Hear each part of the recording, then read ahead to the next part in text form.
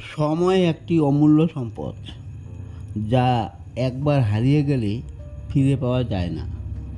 সময়ের সঠিক ব্যবহারে মনোযোগী হলে তোমরা তোমাদের লক্ষ্য অর্জন করতে সক্ষম হবে। একটি উদাহরণ দিলে পরিষ্কার হয়ে যাবে।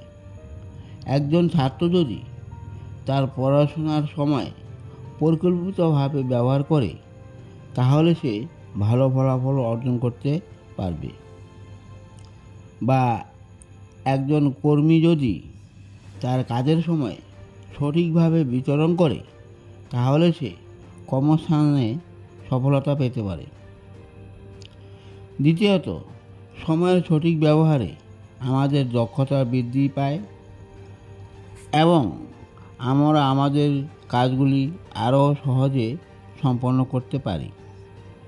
এটি আমাদের আত্মবিশ্বাস বাড়ায় এবং আমাদের মনে শান্তি বজায় রাখতে সাহায্য করে।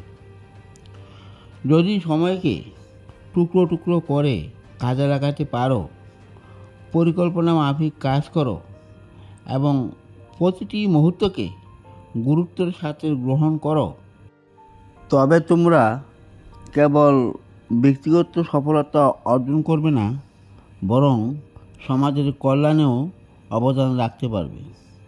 সময়ের সঠিক ব্যবহার তোমাদের আত্মবিশ্বাসী করে তুলবে এবং জীবনের প্রতিটি চ্যালেঞ্জকে মোকাবিলায় সক্ষম করবে। সুতরাং সময়কে গুরুত্ব সহকারে নেওয়া, একটি সুনির্দিষ্ট লক্ষ্য স্থাপন করা এবং সেই লক্ষ্য অর্জনের জন্য কঠোর পরিশ্রম করা। ভগবান শ্রীকৃষ্ণ বলেছেন যে সময়ের সঠিক ব্যবহার করে তাকে পরাস্ত করার মতো শক্তি এই মহাজগতে নেই।